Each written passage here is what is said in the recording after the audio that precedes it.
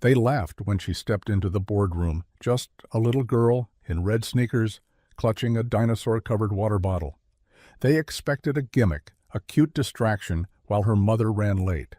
But when she opened her laptop and calmly revealed the blind spots that billion-dollar companies refused to see, the laughter died. This wasn't a stunt. This was a revolution, spoken in a child's clear, unwavering voice.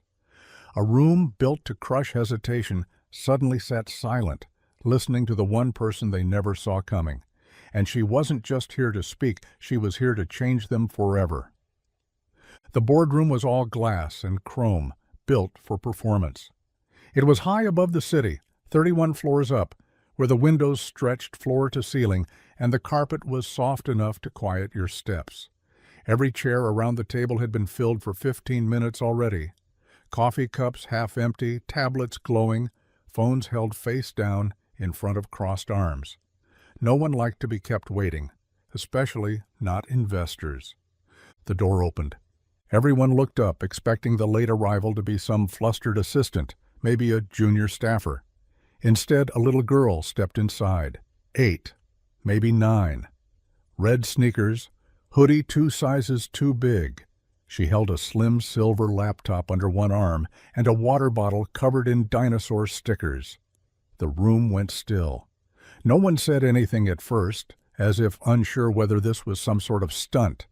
The girl stopped, glanced at the table, then walked to the empty chair at the end and pulled herself up with practiced ease. "I'm here for Mom," she said. "She got stuck on the train, but we worked on the pitch together, so I can do it." Someone chuckled. A soft, polite sound.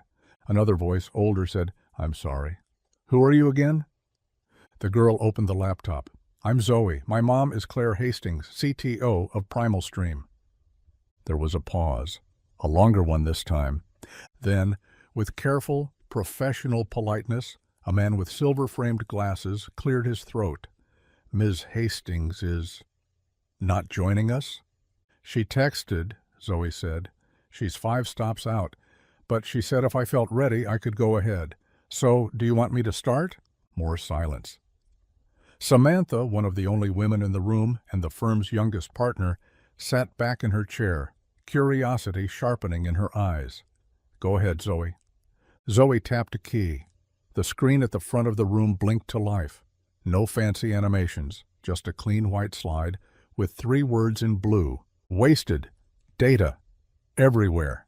And then she began, not with the usual founder patter, not with a rehearsed monologue or startup theater. She told a story about sitting in the office with her mom while she worked, watching her rewrite code late at night, and talking about how companies collect information they never actually use. Zoe talked about the map her mom had made, showing where client data lived, how it got lost between platforms, how decisions were delayed or duplicated because no one knew what had already been solved. She explained it like someone explaining a game she'd played 100 times. One of the investors, sharp suit, Harvard ring, interrupted gently. "So your product helps companies clean their data?" "No," Zoe said calmly. "It helps them stop hiding from it. Cleaning is a task. We built a layer that shows you the parts of your system that are actually ignored, on purpose or by habit. We call it Darkroom. It doesn't make dashboards. It points to the corners." A few heads tilted and another investor leaned in. "That's a big claim." Zoe nodded. "Yeah, that's why we made a sandbox." She tapped again. On the screen appeared a live instance of the system. She guided them through it with fluent ease, clicking through segments that showed the invisible behavior patterns inside 3 fictional company networks. There was no condescension in her tone, no flash. She didn't pitch. She revealed. "This is from the pilot we ran with a logistics firm," she said.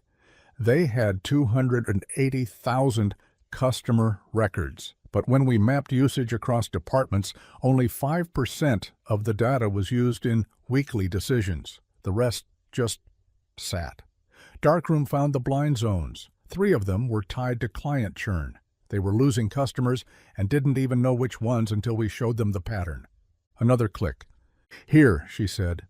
is what happened after. Same data, different questions, higher retention, no new tools, just clarity. The room was silent. Zoe stopped and looked up. That's what we built. It's not magic, it's just what happens when you stop pretending the stuff you can't see isn't there. No one laughed anymore. One of the oldest partners in the room finally spoke, voice low. "And your mom let you present this?" Zoe tilted her head. "She didn't let me. She asked me." It landed like thunder. The silver glasses man who'd spoken first cleared his throat again. "Zoe, I'd like to speak with your mother when she arrives, but in the meantime, would you mind answering a few more questions?" Zoe nodded. "Sure, I have time." She answered them all. When Claire finally arrived, breathless, cheeks flushed from the stairs, she expected disaster. Instead, she opened the door to find her daughter seated calmly between two investors, sketching out the logic of the platform's signal trace algorithm on a notepad. Everyone looked up. Claire froze. Samantha smiled. "Ms. Hastings, your daughter was excellent." Zoe turned. "I told them about Darkroom." Claire's eyes flicked to the screen. The logged questions, the paused attention. She swallowed. Did they ask anything hard?" Zoe grinned. "Yeah, but it was fine. I just told them what we built." No one said anything for a moment. Then the man in the corner said, "We're in." Claire blinked. "I'm sorry?" "We're investing," he said, "assuming you'll let her keep coming to meetings." Everyone laughed, but not the same kind of laugh as before. This one held weight. It held understanding. Claire sat down beside her daughter and whispered, "You didn't have to do that alone." Zoe whispered back, "I wasn't alone. I had the answers," and she had. Everyone. The news spread before Claire and Zoe even made it back to street level. By the time the elevator reached the ground floor, Samantha had already texted 3 other firms, and someone from the pitch had quietly updated a Slack thread read by over a dozen venture partners. The message was simple. You'll never believe what just happened at Hastings' pitch. It wasn't gossip. It was awe. By the next morning, 3 more term sheet offers had been drafted. But that wasn't what Zoe talked about when she and Claire got home that night. They walked into the quiet hum of their apartment, the sun low in the sky, the day stretched out long behind them. Claire dropped her bag by the door, slipped off her shoes, and leaned against the counter, looking at her daughter, who now sat cross-legged on the floor, laptop open, drawing something on a whiteboard they'd brought home from the office months ago. Zoe didn't look tired. She looked more awake than she had all week. There was a fire behind her eyes, not adrenaline, not pride, something steadier. She was in the middle of explaining something to herself again, sketching a logic tree that showed where data pathways stalled when internal communication dropped below a certain cadence. Claire just watched for a minute, shoes still untied, arms folded. "You okay?" she asked gently. Zoe nodded, still writing. "I'm fine. Just organizing the parts that didn't come up." "You mean from the pitch?" "Yeah. There's more I should have said. They didn't ask about how the platform interprets intentional neglect versus accidental." Claire raised an eyebrow. "Zoe, they said yes." "I know," she said, "but the part I care about didn't get into the conversation." Claire smiled and walked over, lowering herself beside her daughter. "What part is that?" "The part where people avoid data not because they can't use it, but because they don't want to know what it might show, like performance inequities or feedback loops that point to leadership decisions. Darkroom doesn't just make the data visible, it makes avoidance uncomfortable." Claire exhaled slowly. "That's what you were trying to show with the second sandbox?" Zoe nodded. "But we ran out of time." "You ran out of time," Claire echoed, "because you were 8 years old standing in front of 10 millionaires, and no one expected you to be able to spell algorithm, let alone explain one." Zoe just looked at her. "They listened," she said. "Eventually." Claire reached out, gently tucked a loose curl behind her daughter's ear. "They didn't do you a favor by listening," she said. "You showed them how much they were missing when they didn't." That night, Zoe stayed up late. Not because she had to, but because her brain was still unfolding. She rewrote part of the onboarding script, simplified the prompt language in the system, adjusted how the platform measured hesitation in user interaction. Not because anyone asked, because now she'd seen what happened when someone really heard what the tool could do. She wanted it to be undeniable for the next room. By the end of the week, Claire had fielded 5 partnership requests and 3 media inquiries. She turned down all the interviews. Zoe didn't want to be a story, not the girl genius, not the investor darling, not the viral moment. She wanted the platform to work. She wanted teams to look at their blind spots without shame. She wanted people to stop pretending they didn't see what their own systems were showing them.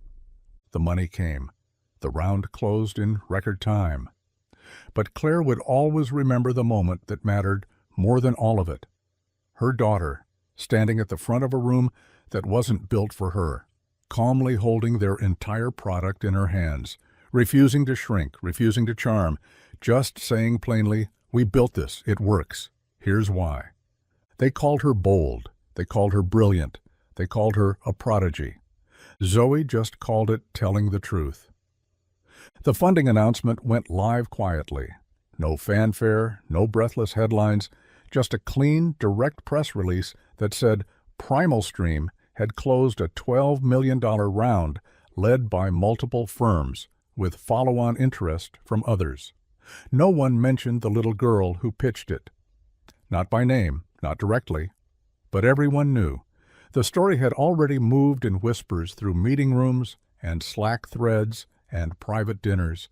The child who walked into a room full of investors, opened her laptop, and explained how grown-up systems were failing to look at their own blind spots.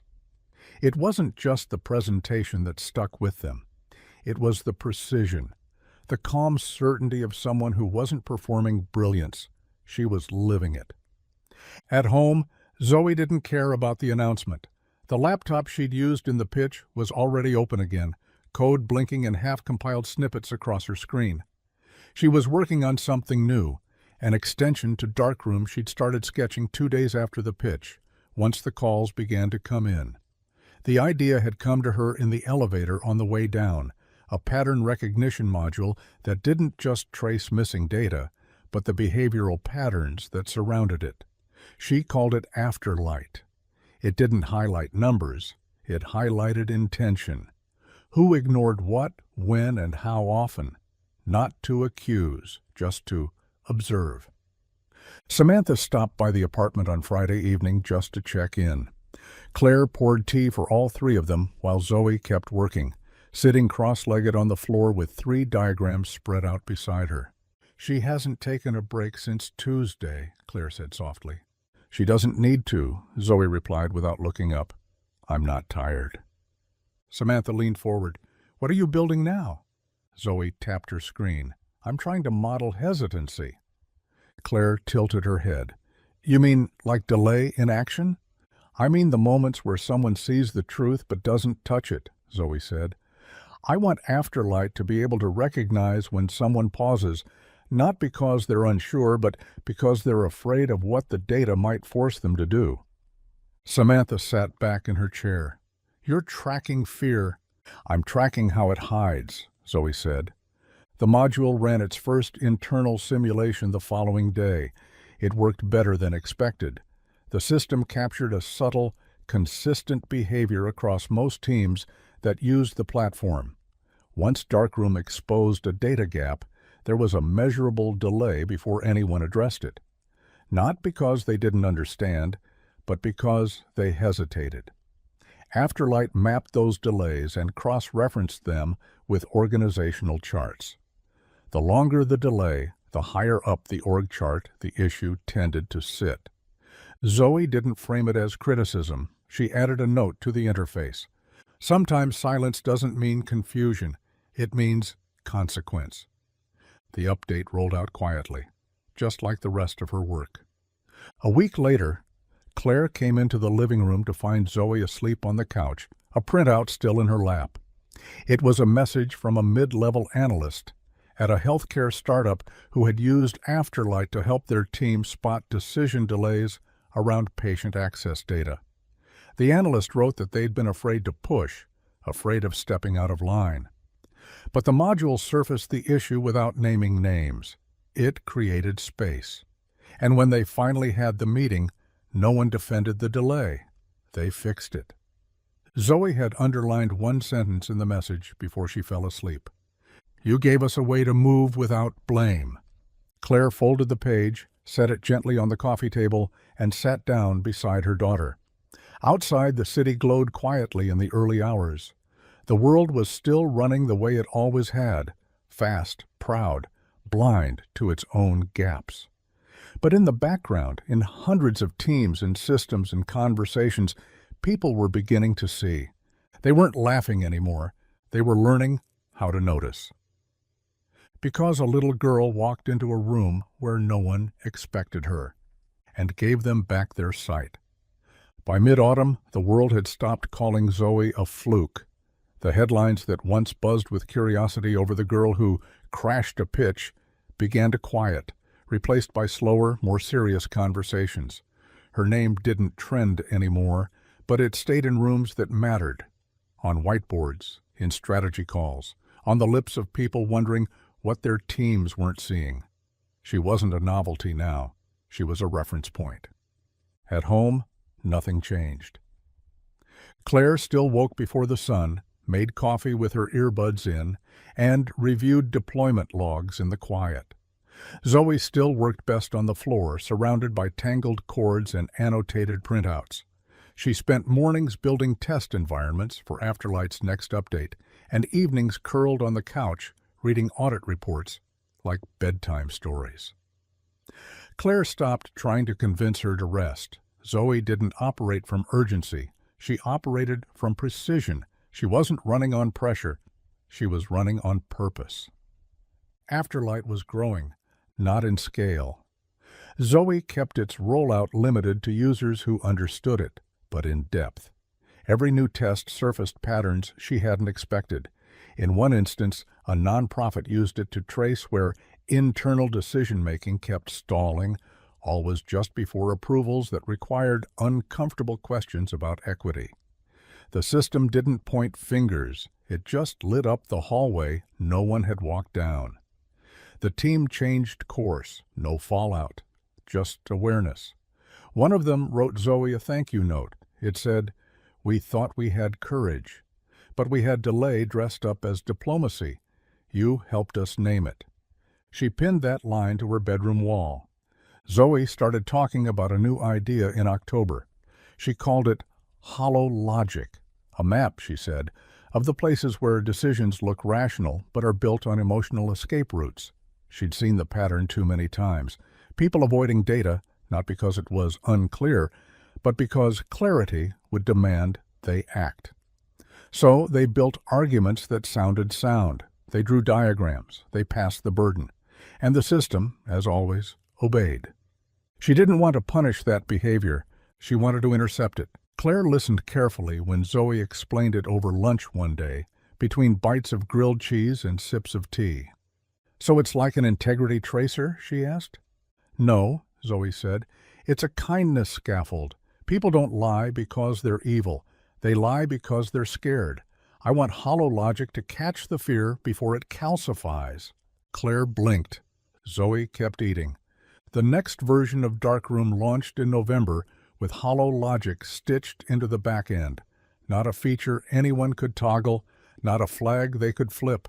Just a new kind of whisper in the system. A new kind of question surfaced at key moments. Is this choice honest or just easier? It changed things, not dramatically, not overnight, but steadily.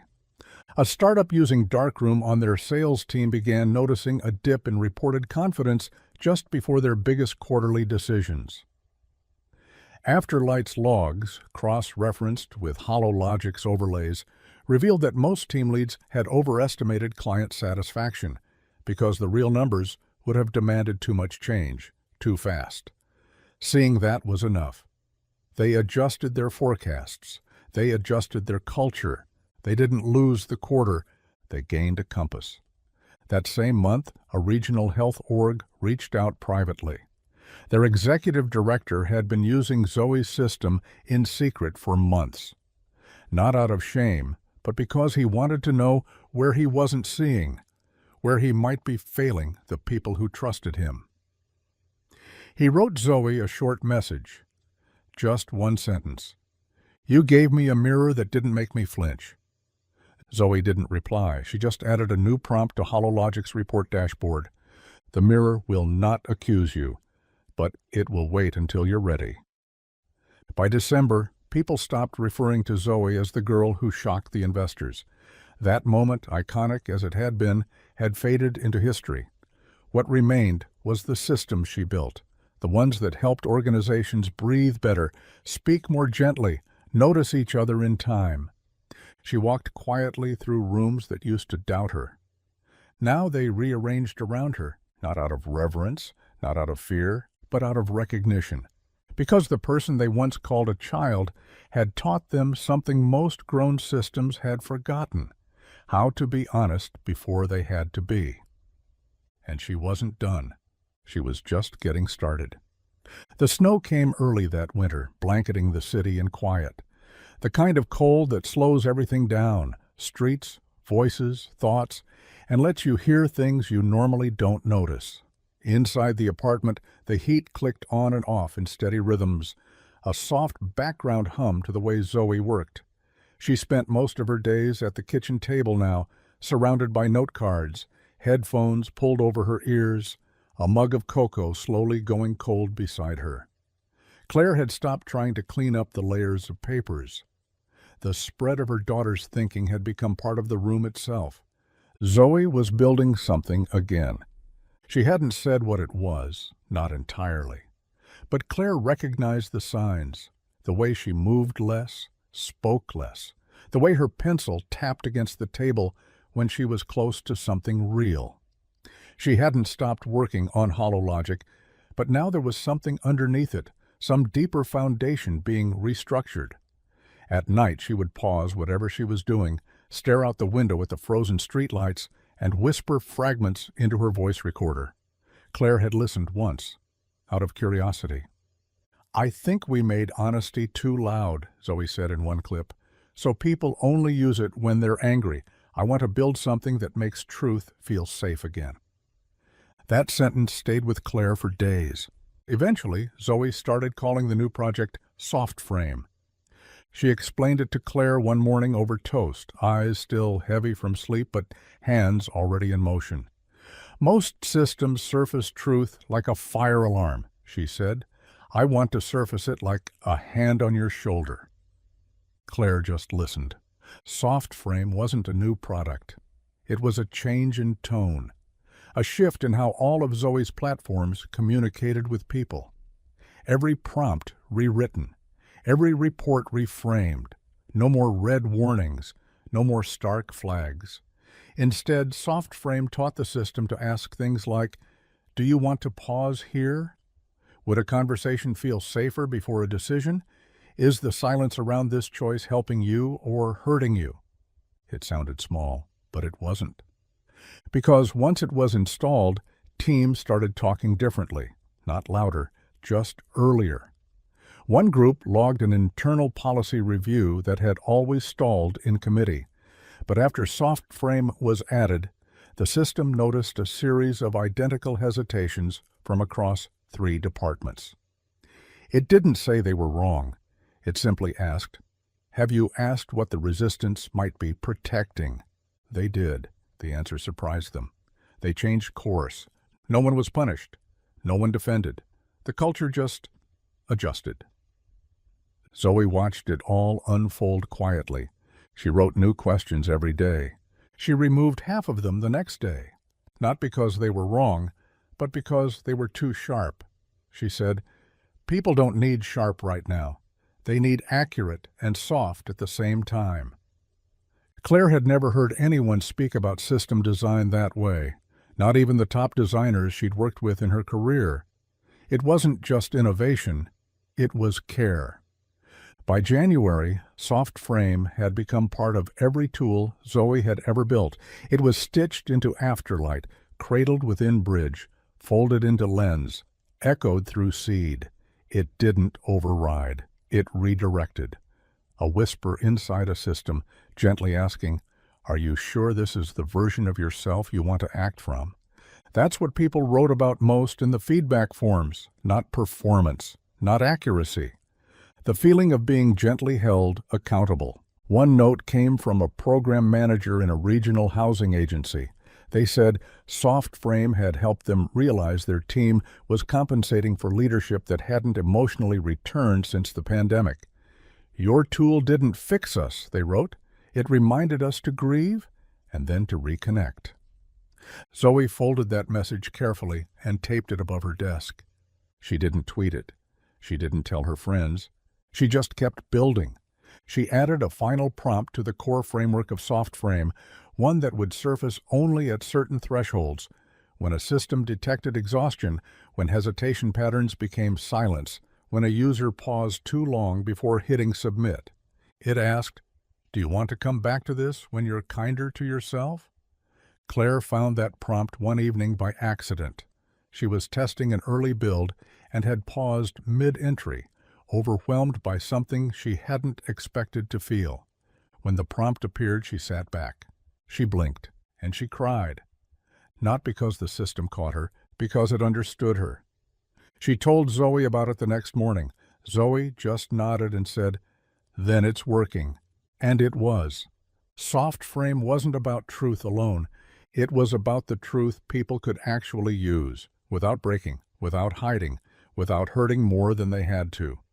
And in the middle of a world still learning how to listen, a girl once laughed at for showing up in the wrong room had quietly, gently, rebuilt the rooms themselves. Not with force, with care. February came in quiet. No snowstorms, no breaking news, just a slow stretch of overcast days and long shadows. The world outside seemed muted, and inside, the apartment moved in its own rhythm. Zoe's work had grown quieter too, not because she was doing less, but because her systems had reached a kind of maturity that no longer needed constant attention.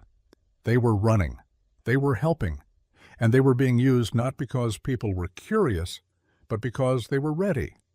Soft Frame, in particular, had found its place. Teams began integrating it not as an optional add-on, but as a core component of their processes. Leadership workshops referenced it. Education programs built modules around it. A municipal team in Canada wrote to Zoe saying they'd used it to revise their internal feedback culture. They used to measure engagement through surveys and dashboards. Now, they measured it by how often people stayed after meetings to talk. "Your system gave us language," they wrote. "It made care feel operational again." Zoe read the message over breakfast and nodded, as if she already knew. Claire watched her from across the table. "You okay?" "Yeah," Zoe said. "I'm just thinking about what happens next." Claire smiled. "You mean after rebuilding half of how organizations talk to themselves?" "No," Zoe said, setting her fork down. "I mean, what happens when people forget again?" Claire tilted her head. "Forget what?" "That listening is a choice." The next thing Zoe started building wasn't a tool. It was a story. She didn't call it that. She called it a model. But it was a story in every way that mattered. A dynamic narrative architecture, she explained, that could walk someone through a decision they'd already made, but from the point of view of who it affected. Not a simulation, a retelling. Something alive, something reactive. It would take data, emails, meeting logs, timelines, and reconstruct a moment with one twist. It would narrate the consequences, not the intent. She called it Echo Glass. It worked like this. You uploaded a decision path. The system parsed it. Then it asked one question. Do you want to see who had to adjust for this? The screen dimmed, names faded in, and then the narrative began. It didn't assign blame. It just told the story from the other side. From the junior staffer who stayed up 3 extra nights to compensate, from the community liaison who had to rephrase a misaligned message, from the person who left without saying why. The first time Claire tested it, she uploaded the pitch presentation from years ago, the one she was supposed to give, the one Zoe ended up delivering. She watched as the system retold it, not from her perspective or even from Zoe's, but from the investors. How they shifted in their chairs. The silence when Zoe explained the data. The moment they realized she wasn't a gimmick. Claire watched it all, and at the end, Echo Glass whispered the final line. They never expected to feel responsible. Claire didn't move for a long time. Eliza stood nearby, arms crossed, watching the screen go dark. "That's what I want them to remember," she said softly. "Not that I was smart, but that they almost missed it." In March, Echo Glass was offered to 10 pilot organizations. No one declined. One CEO wept in her office after seeing how her frontline staff carried a broken process she didn't even know existed. Another team restructured their entire onboarding flow after the system showed them where new hires were silently drowning in ambiguity. But Zoe never marketed it. She released it with a note. "You can't fix what you don't feel. This isn't about guilt, it's about grace for others and for yourself." Claire knew what it cost her, to relive those moments, to stay close to the work without flinching.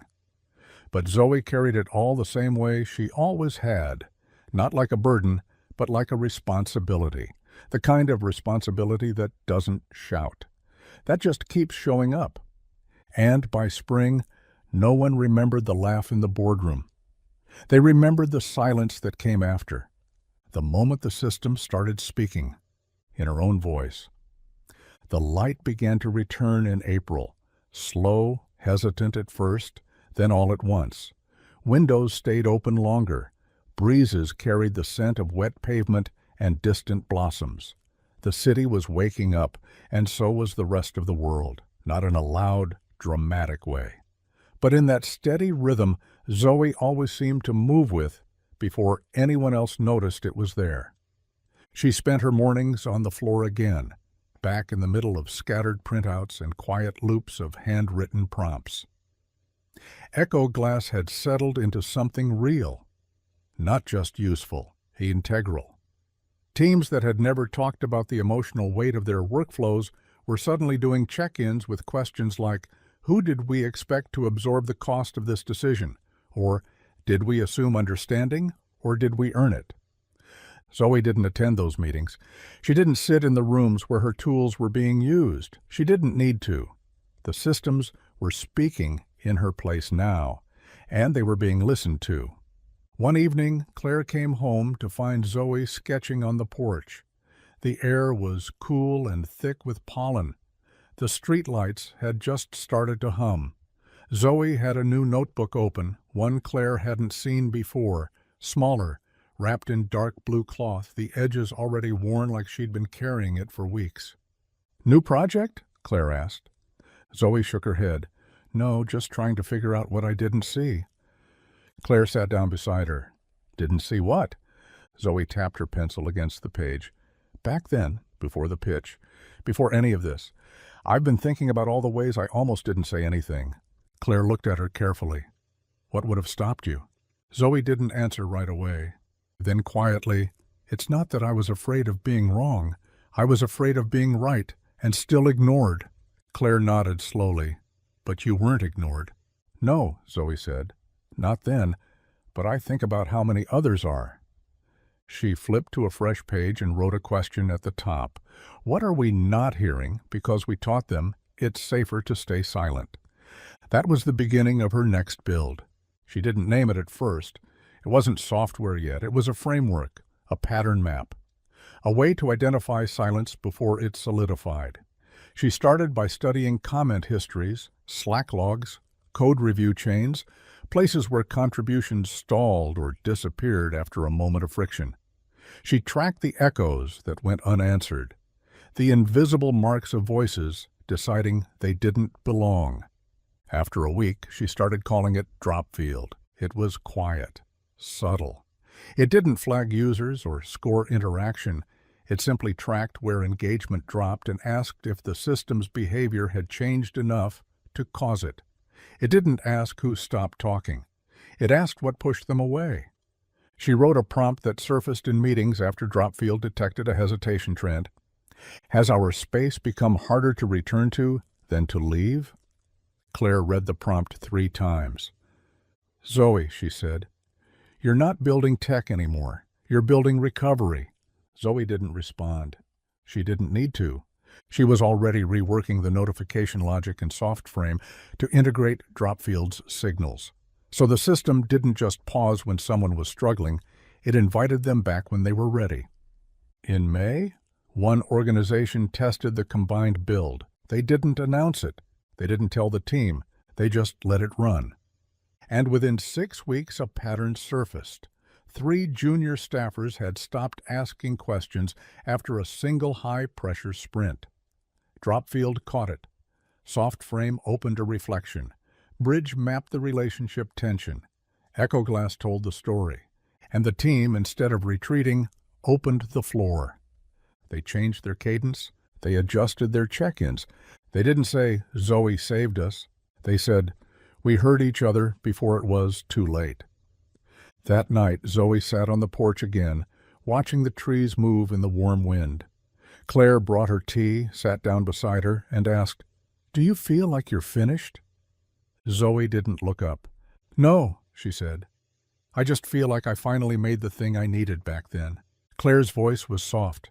When they laughed? No, Zoe said. Before that, when I was thinking of not showing up. She looked up at the stars. I built something for the people who almost didn't walk into the room. Claire reached out, took her hand. And they sat there like that in the quiet hum of a world that was still catching up, but catching on. Because Zoe hadn't just shown them what they missed. She'd shown them how to start listening for it sooner. And this time, they were. By the time June arrived, the systems were speaking on their own, not just functioning, but resonating.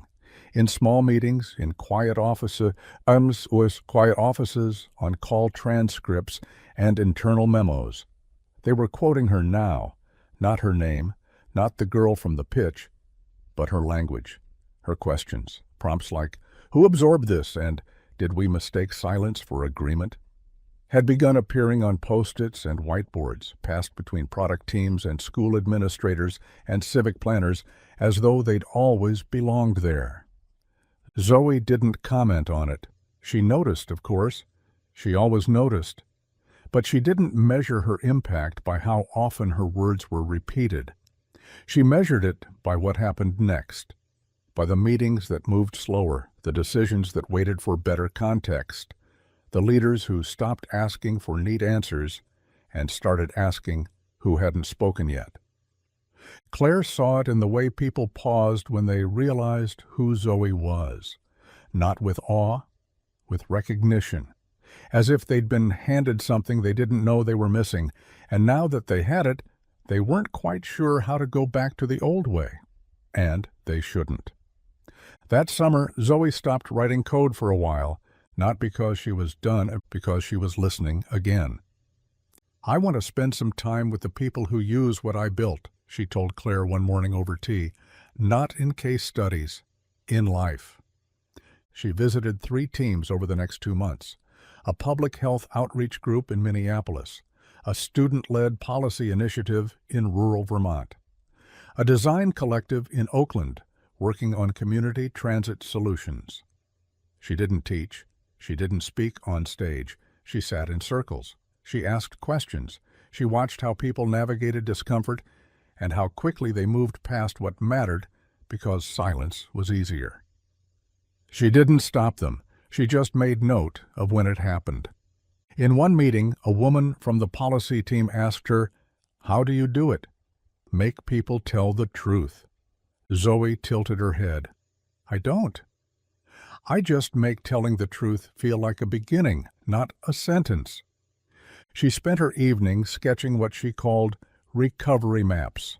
Not fixes, not solutions, Just timelines of where the gap first opened, when someone noticed, when they didn't say anything, when the silence hardened, and if they were lucky, when someone cracked it open again. By August, she'd built a new layer for Echo Glass, not just to reconstruct decisions, but to reconstruct what could have been said if someone had felt safe enough. It didn't accuse, it imagined. Claire read one of the sample reports and had to sit down. It wasn't dramatic, just a reflection of a meeting Zoe hadn't even been in, but the system had captured the timeline, the hesitation, the drift. And then it rendered a final prompt. If someone had spoken, here's what they might have said. Here's what might have changed. It was fictional, but it felt like truth. In September, Zoe released it. No press, no campaign, just a quiet update and a note. This tool won't fix your past, but it will show you how close you were to catching it before it broke, and how close you are next time. The stories poured in again, from teachers, from engineers, from people who had left jobs, left friendships, left places that didn't know how to hear them. They weren't asking to be fixed. They were asking to be seen before it happened again. One message, from a 16-year-old in London, simply read, "I didn't speak up when I should have. Your system showed me I still could." Zoe printed it, pinned it to her wall. Then she went back to listening. And somewhere behind all of it, beneath the attention and the systems and the reverent quiet that now followed her into every room, was the same girl who once showed up in her mother's place, opened a laptop and told a room full of millionaires what they were missing. They'd laughed. They weren't laughing anymore. They were learning how to listen. And Zoe? She was still showing them how. By October, the light in the afternoon stretched long and golden, slanting through the windows just right, turning everything soft at the edges. The kind of light that makes you notice things. The quiet in a room, the way someone pauses before answering, the outline of a thought they're too careful to say. Zoe had been paying attention to those things more lately. Not because she was building a new system, she wasn't, not yet, but because she had started asking a different kind of question. Not what do people miss, but why do they miss it even when it's in front of them? She'd started mapping these moments, not on whiteboards or in code, but in her journal. 2 columns per page. What was said. What was needed. Sometimes the gap was small, a tone, a missing context, an assumption. Other times it was wide, a whole conversation sidestepped, a truth left behind. She never filled in the second column, not fully, just left space. Sometimes she wrote a dot, a mark to say, there's something here. A placeholder for what should have been noticed. Claire noticed her daughter's pace had slowed. She wasn't worried. Zoe never stopped. She just recalibrated. And right now, she was in a season of watching, of collecting the silences that systems didn't catch, even the ones she had built. She called it deep audit, not of code, of culture. One morning, Zoe walked into the kitchen holding 3 pieces of paper. She placed them on the table in front of Claire. Each showed the same project timeline, same decisions, same people, but each was marked differently. The first is the official record, she said. The second is what happened. The third is what people remember. Claire looked at the third. It's incomplete. Zoe nodded. Memory doesn't preserve data. It preserves narrative. And what are you building from that? Zoe pointed to the corner of the page where she'd written 2 words in her smallest handwriting. Memory audit. She explained it simply. The idea wasn't to expose lies or call out gaps. It was to gently hold organizations accountable to the stories they were telling themselves. Were their values showing up in the right places? Were they attributing success fairly? Were they remembering who raised the first concern, or who was ignored until it was too late? She started calling the project Trace. Trace didn't replace any of her systems.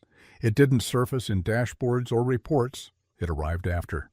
A month later, a season later, a reminder, a reflection.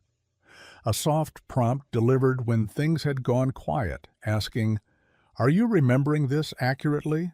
Are you giving credit where it grew? Did the people who carried the weight still feel carried?" It was restorative, not reactive. It didn't punish, it reminded. She tested Trace with one of the earliest teams who'd used Echo Glass. They were 6 months removed from a difficult restructuring. Everyone thought they'd done well. When Trace returned the first report, it highlighted 12 decisions that had drifted from their original values, not in malice, but in compromise. It gently surfaced the original intentions, the missed signals, the people who had adapted quietly. It didn't accuse, but it made them pause. They reopened 2 processes, changed 1 policy, publicly acknowledged a junior employee whose early insight had gone unnoticed at the time. Zoe didn't attend their meeting, but the follow-up note they sent her read, "This doesn't just make us better, it makes us more honest about who we've been." Zoe added it to her folder. Not the public one, the one labeled "Still Working." She knew Trace would never be a headline. It was too soft, too slow. But that was the point. In a world obsessed with catching what's wrong, she had built something that honored what had tried to go right, and asked if anyone remembered. One night, Claire found Zoe on the balcony, watching the sky. The notebook was open on her lap, the pen unmoving. "Hard day?" Claire asked. Zoe shook her head. "Clear one." "Do you ever miss the beginning, the rush, the pitch?" Zoe thought for a long moment. "No," she said. "I miss not knowing how much gets forgotten." Claire sat beside her. They watched the stars blink into place, one by one. "And now?" Claire asked. Zoe exhaled slowly. "Now I build things that remember better than people do, and hopefully long enough that people start remembering too." The wind moved gently. Somewhere inside, a kettle clicked off. And Claire knew Zoe wasn't building tools anymore. She was preserving truths before they slipped away. By the time November settled in, with its colder mornings and bare branches clawing gently at gray skies, the outside world seemed to slow. But inside their home, Zoe's work moved steadily forward, quietly and without pause. The season hadn't changed her rhythm. If anything, it made it sharper, focused. Every day felt more like a continuation than a beginning, like she wasn't starting something new, but deepening what had already been set in motion long ago. Trace had begun to take root. The teams using it weren't loud. They didn't publish case studies or tweet insights. They changed meeting rhythms. They rewrote memos. They added a new line to their retrospectives. Are we remembering this fully? One school district implemented it into their semester review cycle. An NGO started using it for debriefs after field deployments. A media group built it into their storyboarding process, tracking not just what was said in the room, but what was lost along the way. Zoe never told anyone how to use it. She just gave them a way to remember better. Claire started noticing it in her own conversations. People quoting decisions that had changed shape, not out of deception, but convenience. Zoe would say, "That's memory drift," and then offer a simple prompt. What would it mean if they're not lying, but just trying to live with it? Trace wasn't built to correct. It was built to reconnect, with intention, with origin, with the people who had carried the truth when no one else could. One day Zoe came into the kitchen holding a single card. It was from a teacher in Chicago, just a few lines handwritten on a plain index card.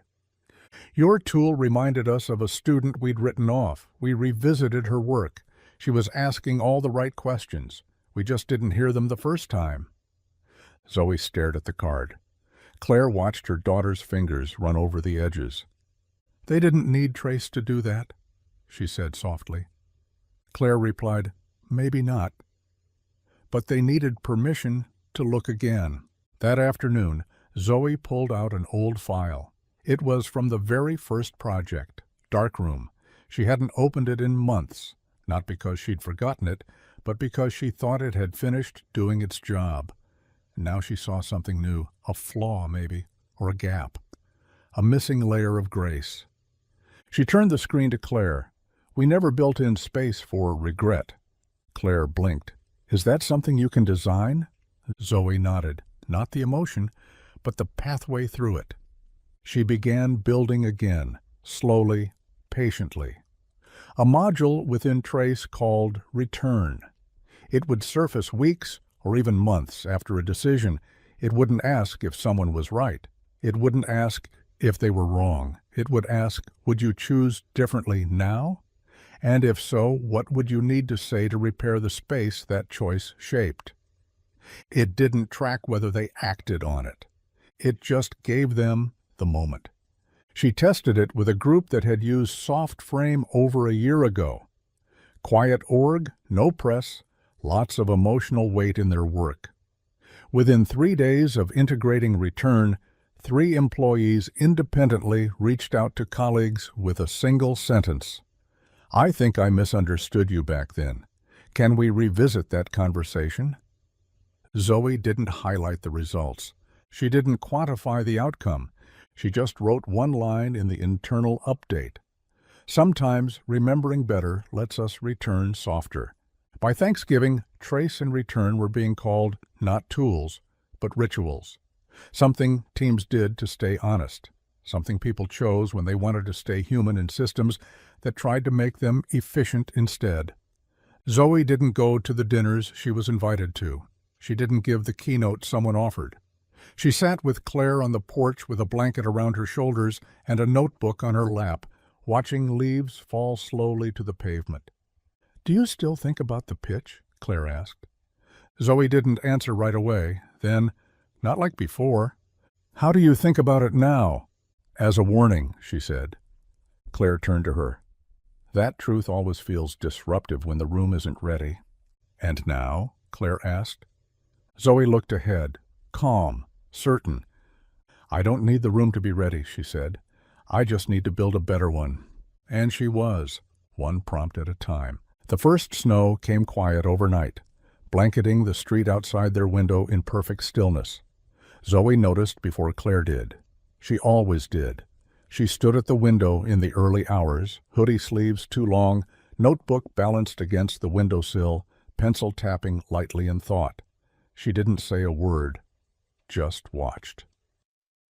Claire came in a few minutes later, rubbing sleep from her eyes, and stopped beside her. "You're already up," she said softly. Zoe nodded. "The world's quieter when it changes." Claire looked out at the snow. "And you're mapping it." Zoe didn't answer, but she turned the notebook toward her mother. On the page was a half-drawn flow chart, wrapped around a sentence at the center that simply said, "Where did the change begin?" That had become her question. Not what happened. Not who noticed, but where it started. Because so much of what she built, darkroom, bridge, echo glass, soft frame, trace, had been about catching what others missed. But now she was searching for something deeper. Not the moment where something broke, but the first tiny shift that made it inevitable. She called the new idea Driftline. It wasn't software, not at first. It was an observation model, one that tried to trace subtle dissonance through the shape of attention. What people stopped asking about. What topics slowly lost urgency. What priorities used to matter and now didn't, even if no one said so. She said it wasn't about detecting lies. It was about mapping distance, the kind between a team and its mission, between a promise and how it's carried, between people and the words they used to believe in. Driftline would pull from everything: traces, memory paths, soft frames, reflection cues, bridges, relationship threads. It wasn't a standalone system. It was connective tissue. The thing that noticed before anything was said, a kind of early warning empathy. Claire asked her once, "How will you know if it's working?" Zoe replied, "If people can answer the question, when did we start pretending this was okay?" They began building it together, Claire handling some of the integration layers, Zoe focusing on the detection language. They worked in long stretches of silence, pausing only when something aligned so precisely that neither of them had to explain it. One of those moments came late one evening when Zoe surfaced a prototype dashboard and showed Claire a pattern from a test team, a group that hadn't registered any official concern, but whose language had slowly gone from participatory to passive. "It's not burnout," Zoe said. "It's resignation, the kind where people stop hoping the system will notice." Driftline flagged it as a change point, not a failure, just the first quiet exit. Claire sat with that, thought about all the times in her own career when people left long before they actually walked away, when silence wasn't absence but retreat, when care turned into compliance. Zoe was trying to catch that, not to fix it, to name it. By mid-December, Driftline had a small closed group of testers. The results were early but promising.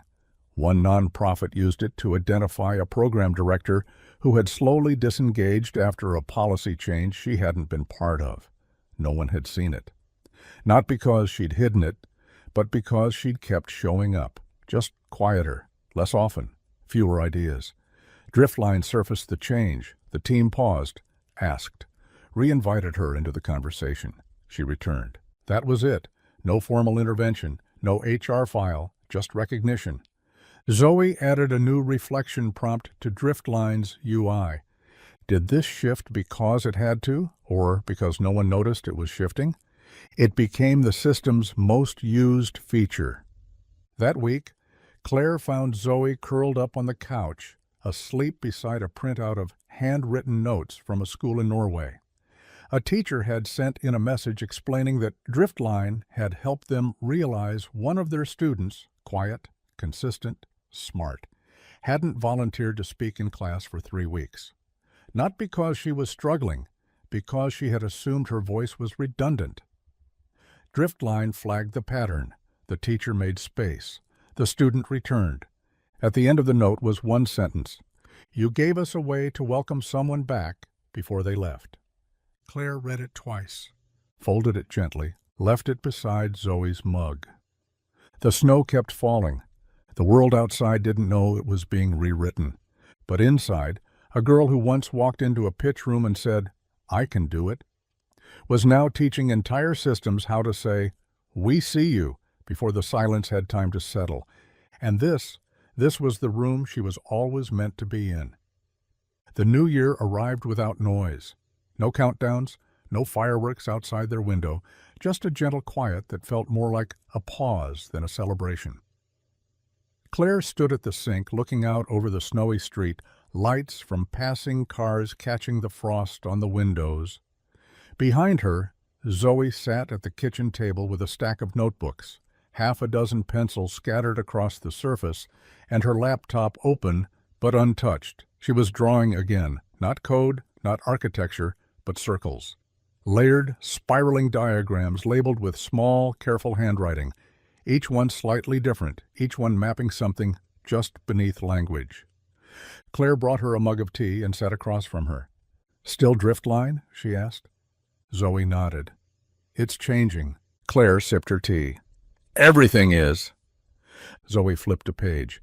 "I'm starting to think the problem isn't drift. It's that we never designed for return." Claire blinked. "Return?" "We track when people pull away, when they disengage, when the system breaks, but we don't map how people come back, or what it takes to make it feel safe enough to try." Claire leaned in. "You want to model re-entry?" Zoe nodded. "I want to make it normal." She explained the new layer she was working on, called it Home Point. It was simple. A way for teams to invite someone back into a process they'd quietly left, not with a question or a meeting, but with a recognition. It would surface a prompt like, "We noticed your rhythm changed. Want to rejoin?" No explanation needed, no log, no story, just a door left open. Zoe had already started building it into Driftline. She adjusted the interface to look for micro-recovery attempts, small, quiet actions that signaled someone was trying to re-engage. A comment after days of silence, a question after weeks of hesitation, a line of code, a small suggestion, a return to shared space. And when the system noticed it, it responded with grace. Not welcome back. Just, we see you, no need to explain. Let's continue. She tested it with a design collective that had been struggling with attrition.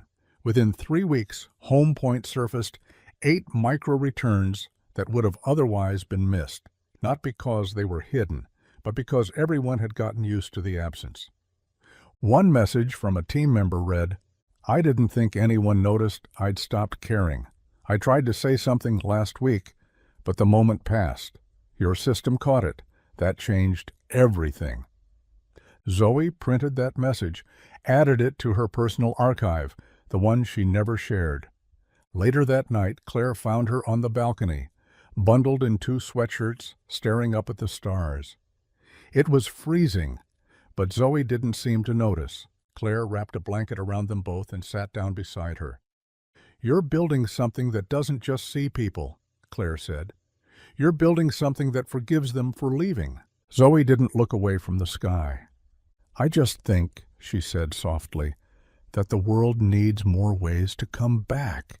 They stayed out there in the cold, silent, under the vast sky, listening to the wind. Somewhere in 100 quiet systems, new prompts were waiting.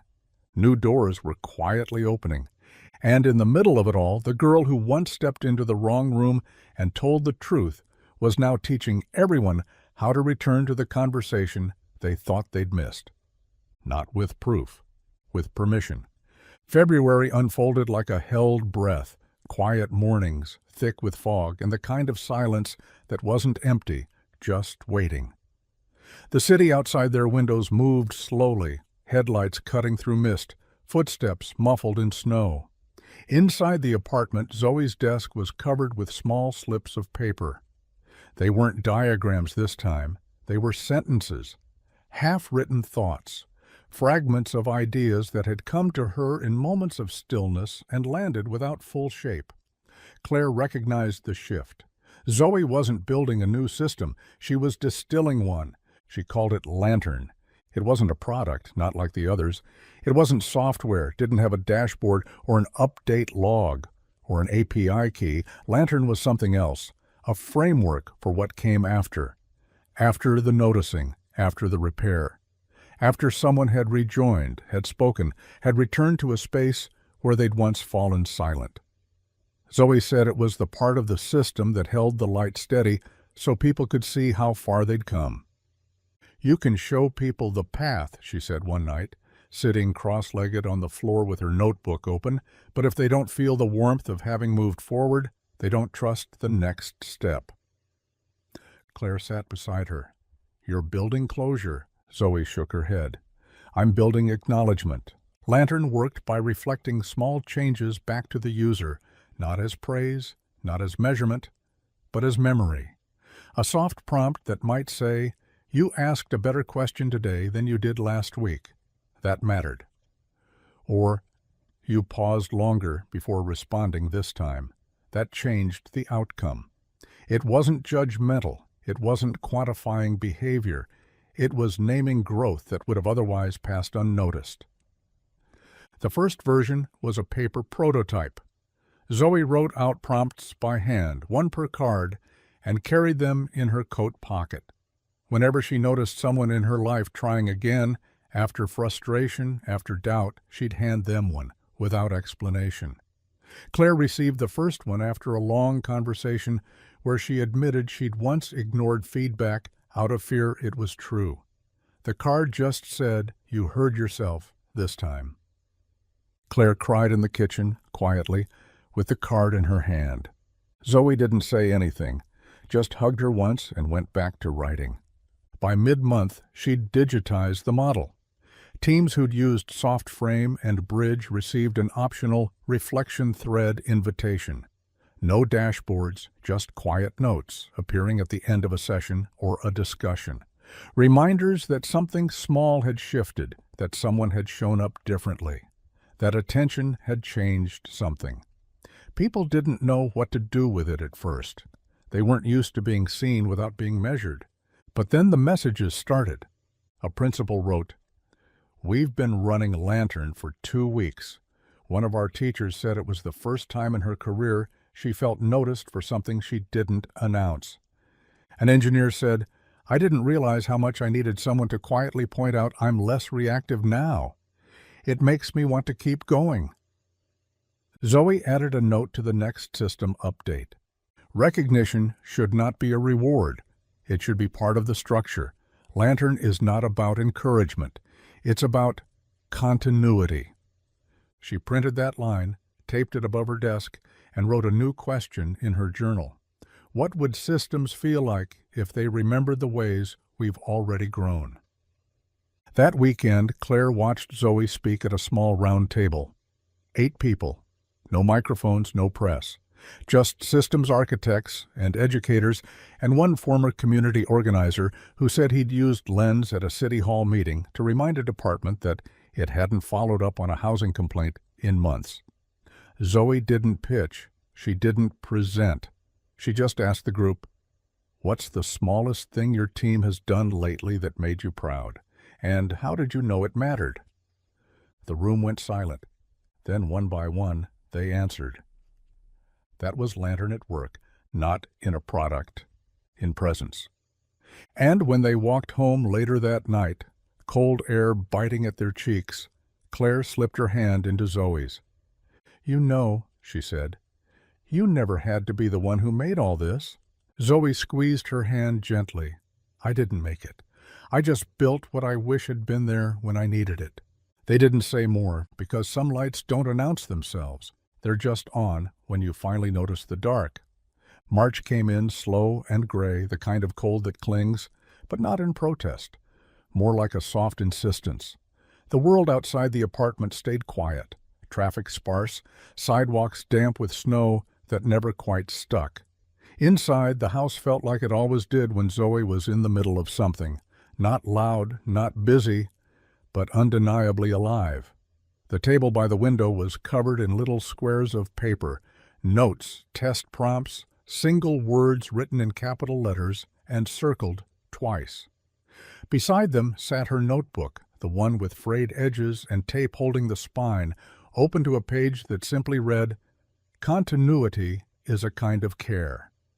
That was what Lantern had become, not a tool, not even a reflection system anymore, but a presence. Something that lingered in places where effort once disappeared without echo. Zoe had spent the last 3 weeks quietly watching the pilots. No dashboards, no metrics, just field notes. Watching how teams responded when the system acknowledged something they didn't realize had been witnessed. A moment of restraint, an adjustment in tone, a return to a space they'd once hesitated in. It was working, not as a solution, as a shift. One night, over a quiet dinner, Claire asked, "What do you think Lantern is teaching people?" Zoe didn't answer right away. She just stirred her soup, eyes distant. Then she said, "That small things count, that you don't need to break something to be brave, and that sometimes the most honest thing you can do is try again when no one asked you to." Claire didn't reply. She didn't have to. That week, Zoe added a new layer to Lantern, one she called thread light. It was simple. When someone engaged with the same space or challenge over time, whether through input, reflection, or subtle behavior changes, the system tracked it, not as a performance, but as a practice. It would surface a message, never more than a few words. "You stayed curious. You left room this time. You listened longer. You softened where you once withdrew." It didn't reward, it remembered. One team that had been using Lantern for months emailed Zoe a message that said, "We thought we were just surviving the tension. Turns out we were becoming something better. Your system helped us name it." Zoe read it in the morning light, quietly, while the city slowly stirred outside. That same day, she went for a walk with Claire, first one in weeks. The air was cold but clear, and they wandered the streets without speaking much. Eventually, Claire said, "You think they'll keep using it when it's not new anymore?" Zoe shrugged. "That depends. On what? On whether they want to keep becoming. They turned a corner. The wind caught Zoe's hair and pulled it back, exposing her face. She looked older, somehow. Not by years, but by clarity. Like someone who had walked far enough into the unknown to no longer need certainty, only direction. That night, she wrote a new card for the next batch of lantern prompts. On one side, a single question. What do you hope no one notices, but wish they did? And on the other, maybe it already changed something. She placed it on the table next to the others. It didn't need to go viral. It just needed to find the right moment in the right room. Because that was what Zoe did now. Not disrupt, not demand. Just show up quietly with a light and hold it steady long enough for someone to see what they'd almost walked past. And in a world full of systems built to measure what breaks, she kept building ones that remembered what held. By the time spring fully arrived, it wasn't just the trees outside that were shifting, it was the conversations. Everywhere Lantern had landed, something subtle but undeniable had started to grow. Not urgency, not panic, just presence. Claire saw it in the updates that trickled in from teams, from classrooms, from conflict resolution circles and community spaces that had quietly adopted Zoe's framework. They weren't talking about productivity or outcomes, they were talking about tone, about rhythm, about the weight of attention. Zoe had begun mapping these changes in a new way, not through reports or charts, but in a long spiral that took up one entire wall of their apartment, a continuous line, looping inward, with dates, quotes, observations plotted like stars along the curve. At the center was a single phrase written in pencil so lightly that Claire almost missed it. Every return is proof something was worth staying for. She asked Zoe about it one afternoon while they were folding laundry. Is this what Lantern is about now? Staying? Zoe looked up from a sock she was paring and said, It's about the people who almost walked away. The newest version of Lantern included a feature Zoe named Anchor. It wasn't a feedback tool. It didn't track engagement. It just gave users a space to name what kept them connected. Not what motivated them, not what inspired them, but what held them. Sometimes the answers were people, sometimes values. Sometimes it was a single conversation months ago that made them feel just for a moment that they mattered. Anchor didn't share those answers, it just remembered them. And later, when the system noticed a dip, hesitation, withdrawal, a change in cadence, it didn't ask why. It simply surfaced that anchor, softly, a reminder. You said this mattered. It still can. The first time Claire saw it in use, she was sitting in on a design session with a team that had been through burnout, turnover, and silence. Halfway through the meeting, one member paused, eyes on their screen, and said, I forgot I said this. They read the prompt again, smiled. But I needed to hear it today. Zoe didn't call it innovation. She called it continuity with kindness. That month, Lantern passed 200 live deployments. None of them advertised it, but every one of them sent notes.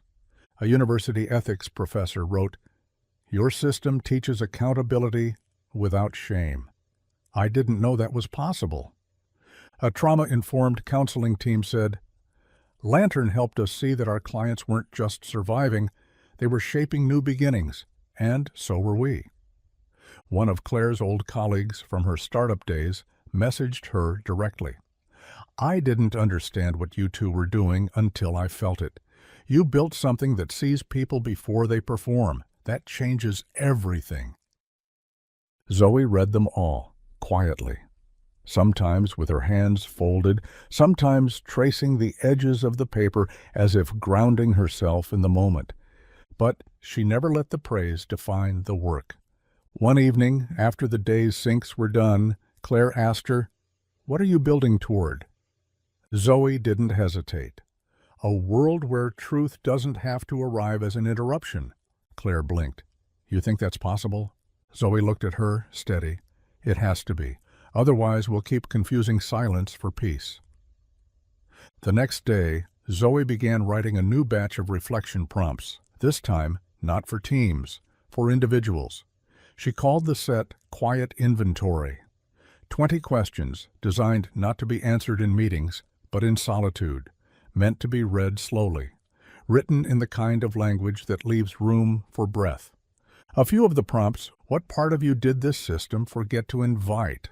Where did you say it's fine because you were tired, not okay? What made you stay even when it got hard? If no one was watching, would you still speak? What version of you has been waiting for permission to return? She handwrote each card. Claire helped laminate them.